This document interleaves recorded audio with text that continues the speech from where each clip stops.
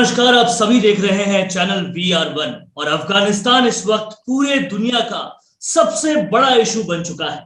अफगानिस्तान में जिस तरह से तालिबान ने कब्जा किया, उस तरह से एक बार फिर एक बात उठी है कि क्या UN को कोई नहीं मानता, क्या एकदम से कुछ भी हो सकता है और क्या तालिबान फिर से एक नए आतंकवाद का पर्याय बन चुका है।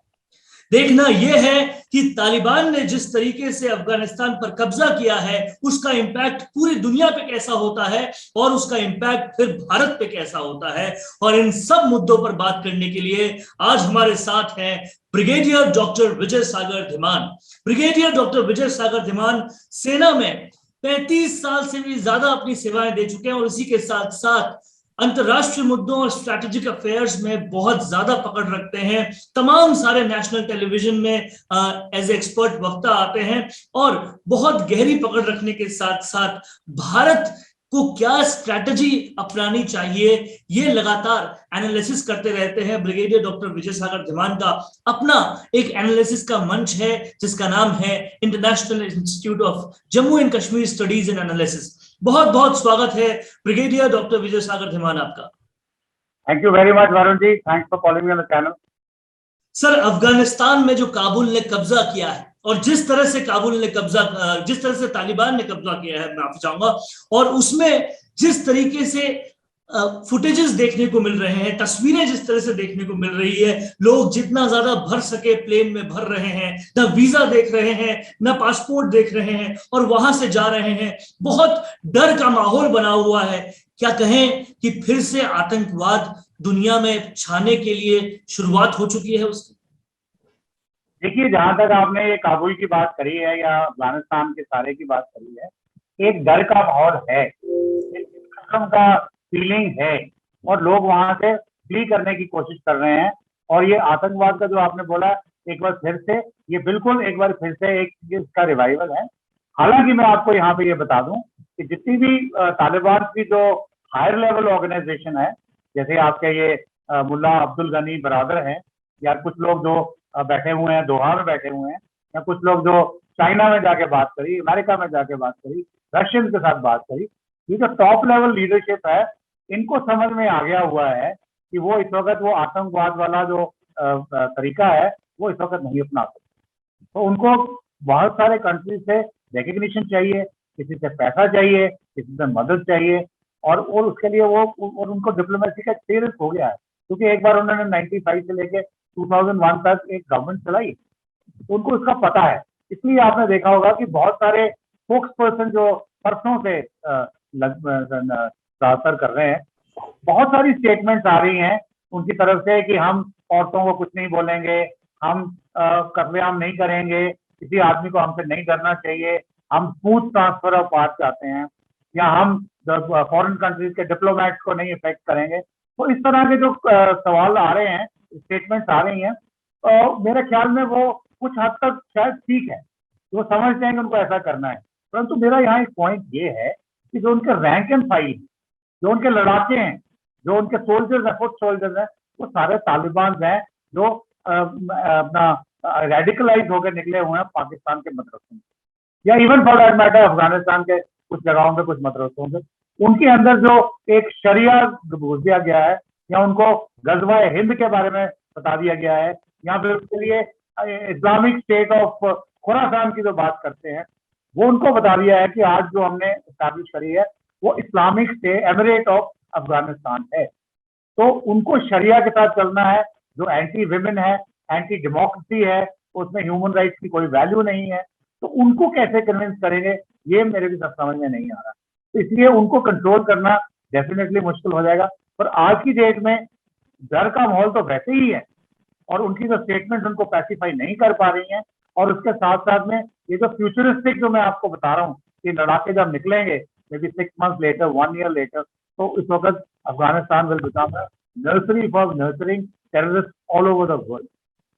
सर, 3,80,000 के करीबन जो अफगानिस्तान की पॉपुलेशन है, और अगर ये लोग डिप्लोमेसी करना चाह रहे हैं या कि चाह रहे हैं कि हम आतंकवाद ना फैलाएं या लोग उनसे ना डरे, तो क्या वजह है कि ये पॉपुलेशन इतनी डरी हुई है कि महिलाओं ने ऑफिस जाना छोड़ दिया और अब सब लोग जितने ज्यादा हो सके बाहर निकलने की कोशिश कर रहे हैं। प्रेसिडेंट खुद कैसे बाहर निकले वो सब लोगों ने देखा। इसके अलावा अगर आपको कुछ चेंज नहीं करना था तो आपने अफगानिस्तान का नाम इस्लामिक एमिरेट्स क्यों रखा? आपने झंडे का कलर फिर से और ज्यादा रिलीजियस क्यों कर दिया?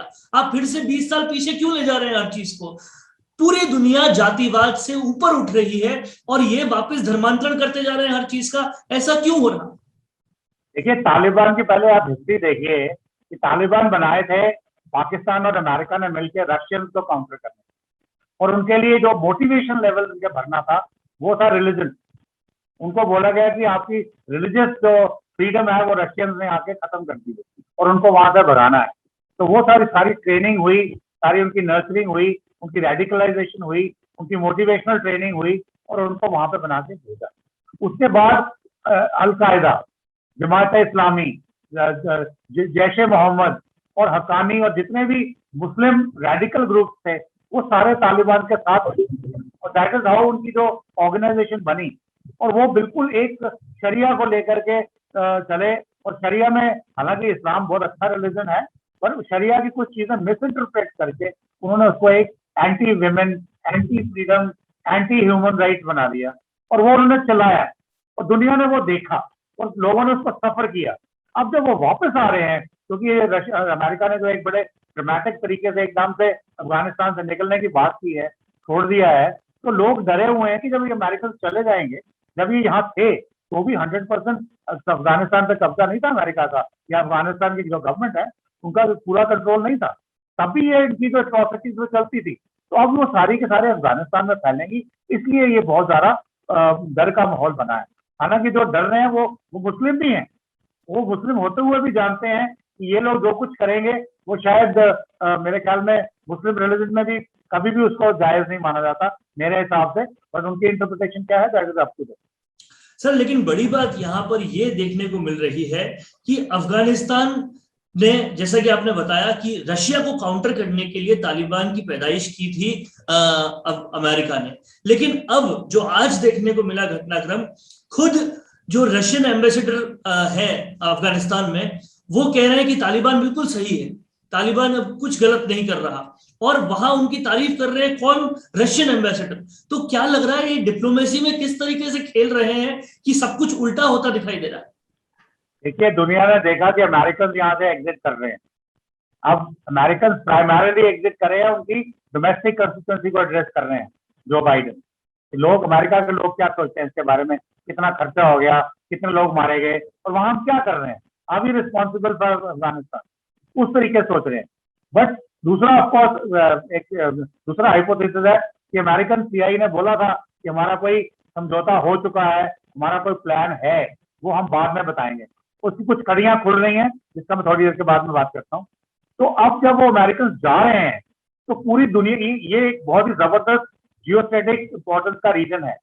यहाँ पे पूरी दुनिया में जैसे देखिए कि दो ही इश्यूज इंपॉर्टेंट है हर कंट्री के लिए, एक उनकी कमर्शियल डीलिंग और दूसरी उनकी सिक्योरिटी। तो वो कमर्शियल डीलिंग सारी की सारी यहाँ से चलती है। सिक्योरिटी का जो खतरा है, जो आतंकवाद फैलता है, वो भी यहाँ से फैलता है।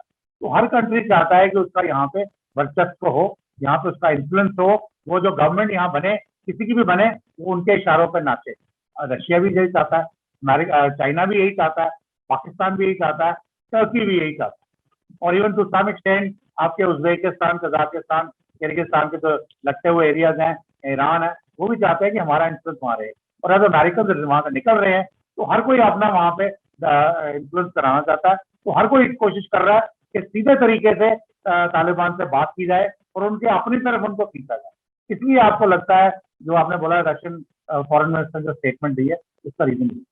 सर, सबसे बड़ी बात यह और सबसे ज्यादा चिंताजनक बात यह है कि जैसा कि हम सब लोग जानते हैं, चाइना ने ऑलरेडी पाकिस्तान के अंदर अपने पैर जमाने शुरू कर दिए हैं और अब अफगानिस्तान भी एक तरह से वेकेंट हो रहा है। और चाइना इकोनॉमिकली कितना स्ट्रांग है, डेप डिप्लोमेसी किस तरीके से करता है, ये हम सब लोगों को पता है। अगर चाइना यहाँ पर कामयाब हो जाता है अफगानिस्तान में भी अपने पैर जमाने में, तो फिर भारत पर हमले करने के लिए उसके पास बहुत जमीन हो जाएगी। और ऐसे में भारत ने यूएन में जो स्टेटमेंट दिया कि हम टेररिज्म के सख्त खिलाफ रहेंगे अगर अफगानिस्तान ने ऐसा कुछ किया तो ऐसे में भारत की क्या डिप्लोमेसी होगी, कैसे वो अपने फॉरेन अटैक्स को बचाएगा? Let's talk about China. China के क्या इंटरेस्ट है अफगानिस्तान में?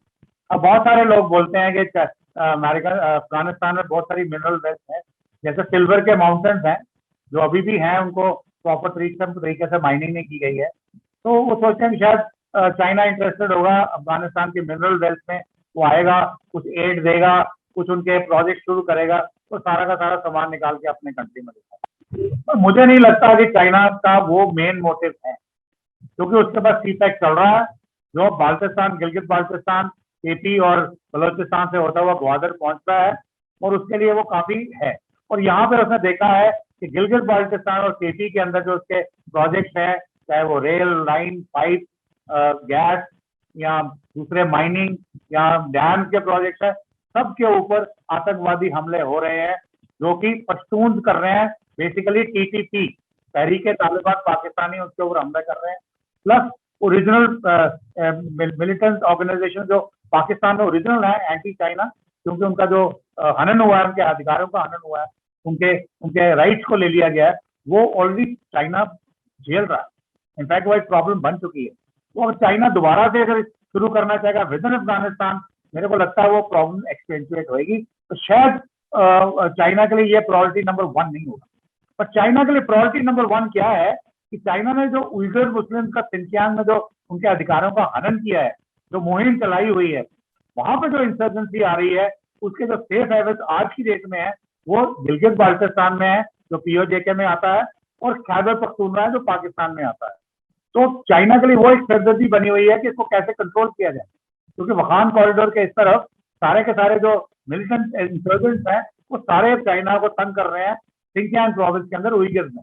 और अगर अफगानिस्तान में तालिबान का कब्जा हो जाता है और सारे के सारे तालिबान जो ऑलरेडी अलकायदा और उस किस्म के ग्रुप के साथ मिले हुए हैं, बल्कि उन्हीं का दूसरा रूप है, तो वो भी उस इंसर्जेंसी को चाइना के सिंचियांग प्रोविंस में फ्यूल करेंगे और ईस्ट तुर्किस्तान की हिमायत करेंगे, और शायद हो सकता है किसी टाइम पे इसको चाइना से लिबरेट कराने में सफल हो जाए। तो चाइना नहीं चाहता कि उस किस्म की कोई जगह आए, तो इसलिए वो चाहता है कि तालिबान के साथ दोस्ती बना के रखें, ताकि वो चाइना के फेवर में अफगानिस्तान की भूमि पे जो इंसर्जेंट पनपेंगे, जो सिंचियांग प्रोविंस में जाने वाले हैं, वो ना आए। तो चाइना की इस वक्त ये प्रॉब्लम है। अब इंडिया का क्या है कि वो चाइना अफगानिस्तान में चला जाता है, कोई हम बात करते हैं इंक्रीजिंग द डेप्थ वगैरह, मेरे ख्याल में उसका कोई फर्क नहीं पड़ेगा। बट यस, चाइना के पास पैसा होगा, तालिबान चाइना के इशारे पर नाचेंगे, चाइना उनको आउटसोर्स करेगा पैसा देके, outsource, I am using the word outsource करेगा, कि आप इतने आतंकवादी इंडिया में भेजिए, इतने आतंकवादी के जो भयानक टेररिस्ट एक्ट हैं वो इंडिया में कीजिए, 9/11 किस्म का कोई हादसा इंडिया में कीजिए, मुंबई अटैक का कोई हादसा इंडिया में कीजिए, पार्लियामेंट अटैक इंडिया में कीजिए, तो चाइना वो करवा सकता है। तो वहां पे हमें विजिलेंट लाने की बहुत जरूरत है। और ये तो एनालिसिस मेरा है, बट आई एम श्योर जो इंडिया में बैठे हुए हैं, आज जैसे आज कैबिनेट कमेटी ऑन सिक्योरिटी की मीटिंग हुई है, हमारे एनएसए हैं, हमारे सीडीएस हैं, हमारे जितनी भी इंटेलिजेंस एजेंसीज हैं, वो सब इसके ऊपर काम कर रहे हैं और इस किस्म की इंसर्जेंसी के लिए तैयार रहेंगे। वो जमाना गया कि हमें पता नहीं था कि मुंबई अटैक हो गया, किसी ने सोचा नहीं था कि समुद्र रास्ते होगा। अभी सारी चीजें आई एम श्योर सारी कंटिन्यूटी प्लान कर ली है, पर फिर भी अटैक हो सकता है, इसलिए उसकी पूरी तैयारी है। तो उतना, यानी कि मैं एक नेगेटिव चीज नहीं फैलाना चाहता कि भाई तालिबान अफगानिस्तान में आ गया, अभी इंडिया की का बैंड बज गया। No, rather India is even more better prepared. India also understand security. तो ये पॉइंट है। इसके अलावा सर बहुत सारा फर्क पूरी दुनिया में भी पड़ेगा कमर्शियल लेवल पर, क्योंकि ड्राई फ्रूट से लेकर कई और माइंस तक की चीजें दुनिया में अफगानिस्तान भेजता था। आज भी बहुत सारे ड्राई फ्रूट्स के दाम जो है इंडिया में बढ़ चुके हैं एकदम से जब से ये हुआ है। तो कमर्शियली कितना इफेक्ट पड़ेगा ऑल ओवर वर्ल्ड तालिबान की एंट्री का? तालिबान की एंट्री में कमर्शियली जो इफेक्ट पड़ेगा, जो कुछ कंट्रीज के जो बाइलैटरल ट्रेड है उसमें फर्क पड़ेगा। जैसे ईरान क्यों वरीड है तालिबान के अगेंस्ट, क्यों है, या क्यों चाहता है कि तालिबान वहां ना आए, या अगर आए तो उसके साथ दोस्ती कर ले। हालांकि वो शिया और सुन्नी का बड़ा जबरदस्त डिवाइड है, क्योंकि $2 बिलियन का ट्रेड है दोनों का। सिमिलरली पाकिस्तान के साथ अफगानिस्तान का ट्रेड है।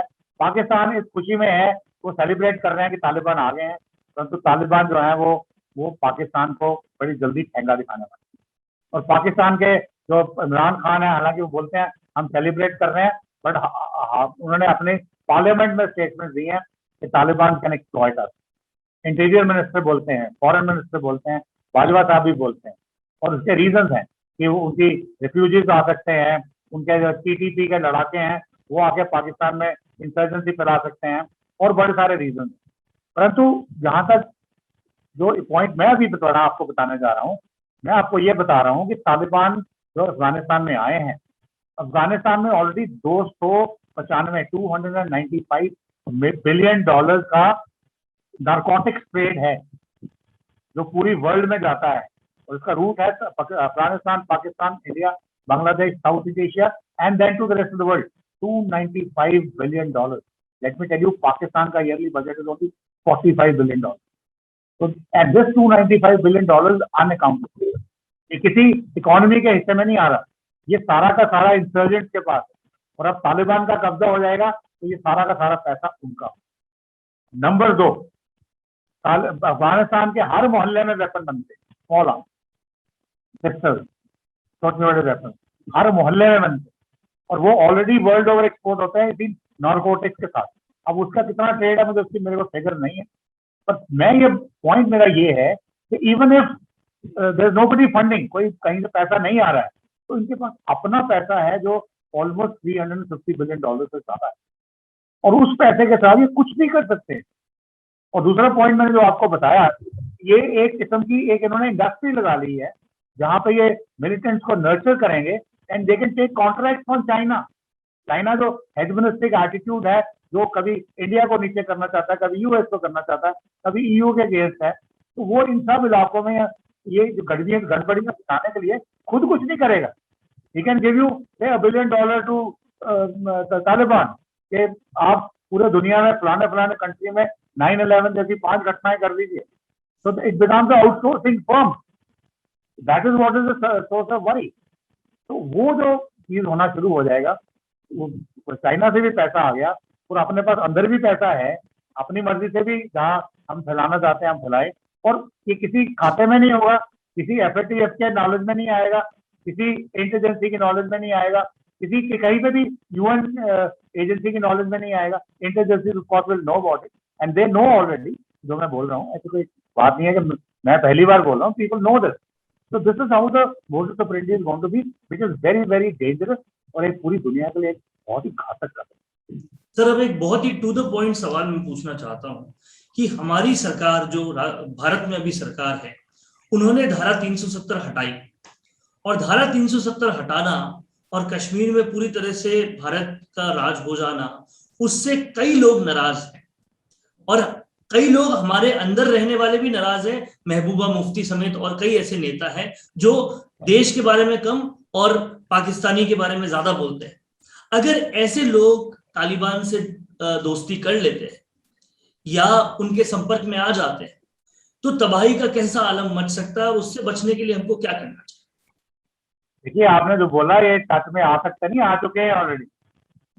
They will be expert in insurgency, but यहाँ जो मेरा पॉइंट है, सारे एक्सपर्ट, इवन यहाँ हमारे एक फॉर्मर डीजीपी है JNK में, उन्होंने परसों मेरे ख्याल में बयान दिया था तो टाइम ना हो कि अभी it will be expert in insurgency and we'll have a major problem at hand.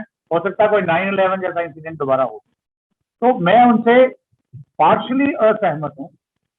मैं ये कहता हूँ कि सर, अगर ये नई प्रॉब्लम आ रही है, it is not that we are not aware of it, या हमें इसके जो नुक्ते हैं हमको उनके बारे में पता नहीं है, या इसकी जो प्रोसेस है उसके बारे में पता नहीं है। अगर हमें ये सब कुछ पता है, we can be better prepared. और हमें यहाँ पे एडवांटेज जो ये है कि आज तक पाकिस्तान का जो नैरेटिव था, it's insurgency which is inbuilt, it is insurgency which is from the native Kashmiri.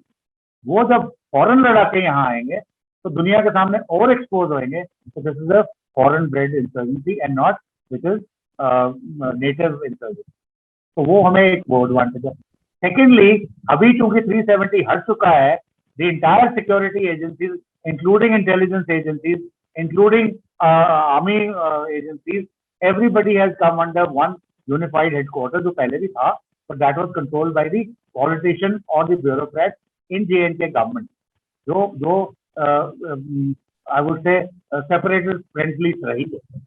अब ये ministry of home government of India के अंदर आता है, और जिस इम्प्यूनिटी से, जिस कोऑर्डिनेशन के साथ ये काम कर रहे हैं और जो इनकी सक्सेसेस आ रही हैं, उससे मुझे ये लगता है कि अगर ये नई डेवलपमेंट होती है तो इसके लिए भी केस कर लिया जाए। Whether you need more troops, you need more weapons, आपने अपनी इंटेलिजेंस को बढ़ाना है, या जो भी आपने स्टेप्स लेने हैं, आप इसके लिए भी तैयार रहें। अगर वो आ भी जाता है, as I said, no attacker, no defensive line is impregnable, attacker always has an initiative. अगर ये अंदर आ भी जाते हैं तो इनको ठीक तरीके से डील कर लिया जाएगा। नॉट ओनली यहाँ डील कर लिया जाएगा, they can be, their basis can be hit directly. अब हमारे पास वो मारक क्षमता है कि हम 300-350 किलोमीटर दूर जाके टारगेट को भी यहाँ से टारगेट कर सकते हैं without violating the international law.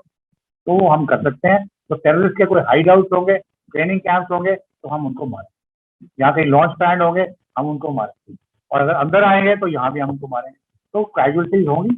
अगर वो प्लान कर रहे थे 1000 कैजुअलिटीज की, अब शायद इस तरीके से 10 कैजुअलिटीज होगी, but it will B scaled down. तो सिविलियन लोग जो है, जो आम जनता है, उसको कोई इतना घबराने की जरूरत नहीं है। इंसिडेंट होएगा, but it will B control. Sir, एक बहुत ही जो आखिरी सवाल मैं आपसे पूछना चाहता हूँ, वो बहुत ही सीधा सवाल है। आप सेना में रहे हैं, आपने सब कुछ देखा है। आज से 10 साल पहले की अगर बात करें और आज की बात अगर करें, हमारे पास राफेल भी है, हमारा डीआरडीओ भी पहले से कई ज्यादा इक्विपमेंट्स बना रहा है, सेना भी कई ज्यादा सशक्त है, और अब कहीं ना कहीं तीनों सेनाओं को एक साथ करने के लिए भी बहुत सारी जद्दोजहद की जा रही है। ऐसे में अब पहले से कितने ज्यादा तैयार हैं हम, और कितने ज्यादा सुरक्षित हैं हम?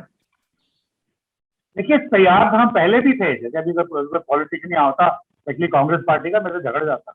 तो मैं नहीं कहता कि पहले तैयारी नहीं थी, या थोड़ी हो सकता है तैयारी अब थोड़ी और बढ़ गई है, थोड़ा डिफरेंस आ गया है। बट सबसे ज्यादा फर्क ये आया है कि पहले हमारे पास पॉलिटिकल विल नहीं थी। आज भी पूरी नहीं है, मैं मोदी जी को 100% के लिए क्रेडिट नहीं दे सकता, आज भर आधी है। It is better than what we had earlier. आज जो उनका मैसेज आता है, जो कन्वे करता है ग्राउंड के ऊपर, in terms of the person who are in the arm forces, security forces को जो मैसेज मिलता है, उनका सीना थोड़ा बड़ा होता है। उनके जो प्लानर्स हैं सिक्योरिटी फोर्सेस की, जो लीडरशिप है, वो थोड़ी और बोल्ड हो चुकी है। और जो नीचे लड़ाके काम करने वाले हैं, हमारे जो सोल्जर्स हैं, दे आर इवन मोर एम्बोल्डेंड। तो वो फर्क डेफिनेटली है। हमारे पास जो न्यू वेपन्स आ गए हैं, हमारी कैपेबिलिटी बढ़ गई है, और हमें आजादी है कि अब अपनी ऑफकोर्स डायरेक्शन गवर्नमेंट से ही आएगी, पर हमें अभी ये पता है कि डायरेक्शन आएगी। पर पहले था कि डायरेक्शन आने का कोई चांस ही नहीं है। अगर हमने कुछ उल्टा सीधा कर दिया तो हमारे अगेंस्ट ही केसेस शुरू हो जाएंगे, तो बहुत सारे केसेस हुए भी हैं। पर अभी का जो है, इससे लास्ट 2-3 साल में जो हुआ है, और स्पेशली आफ्टर ये ईस्टर्न लद्दाख में जो चाइना का इंसर्शन हुआ है, इसके बाद तो it is things are totally different. तो उस पॉइंट ऑफ व्यू को लेकर के हम इम्प्यूनिटी से इनको मारेंगे, घुस घुस के मारेंगे। जहां से ये निकल रहे हैं वहां मारेंगे, चाहे वो तालिबान हो, आईएसआई कंट्रोल कर रही हो, आईएसआई सपोर्ट करे, आईएसआई को भी हम मारेंगे, और आईएस को भी मारेंगे, और आईएस के को पनपने नहीं देंगे। तो वो एडवांटेज है। लेकिन सर, दुनिया पहले ही कोरोना से आर्थिक रूप से टूट चुकी है, आर्थिक रूप से बहुत ज्यादा नुकसान पहुंचा है, और ऐसे में ये एक खतरे का इजाफा होना आर्थिक स्थिति को पूरे दुनिया के परिदृश्य में कितना ज्यादा और खत्म करेगा? देखिए, तो कोरोना से जो आर्थिक स्थिति खराब हुई है, वो जैसे अभी आपने इंडिया में देखा कि कोरोना जब हुआ, लॉकडाउन हुआ, तो आपकी सेंसेस चली गई थी 21,000, आज it is bounce back to 55,000। तो मेरा ये मानना है कि आर्थिक क्षति हुई है, बट उसमें बाउंस बैक का पोटेंशियल है, क्योंकि ये कोई आर्थिक सिस्टम खराब नहीं हुआ है। जो वर्कर्स थे, जो काम करने वाले मैनेजमेंट थी, वो थोड़ी सी एक कमरे में बंद कर दी, इसलिए काम रुक गया। तो from that point of view probably we'll bounce back. But ये तो टेररिज्म अगर फैल गया, क्योंकि उनका प्रॉब्लम ये है कि वो उनके पास एक बड़ी लॉन्ग टर्म पॉलिसी है।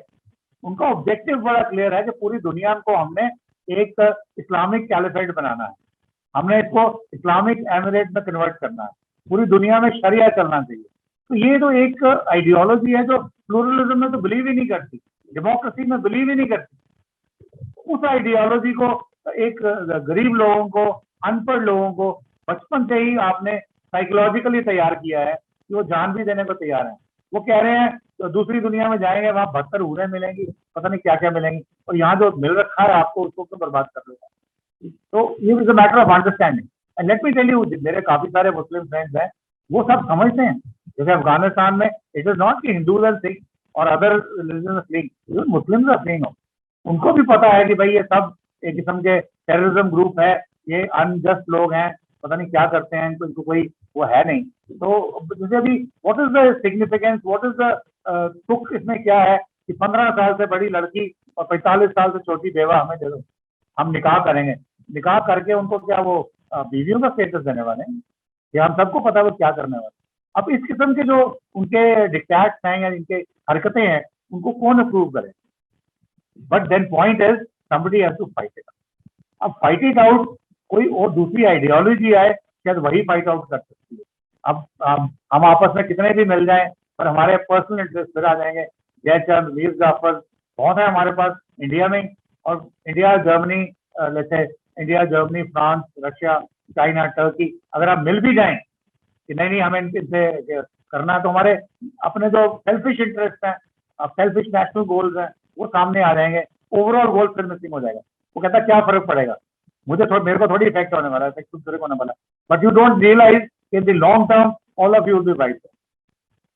जैसे एक हम डिस्कशन कर रहे थे एक टीवी चैनल के ऊपर, तो एक सज्जन बड़ा मेरे को लगता है जोक बोलूंगा सर, वो कहता है जी इतनी प्रॉब्लम में क्यों पड़ रहे हो, अब सारे मुसलमान बन जाओ, प्रॉब्लम खत्म हो जाएगी।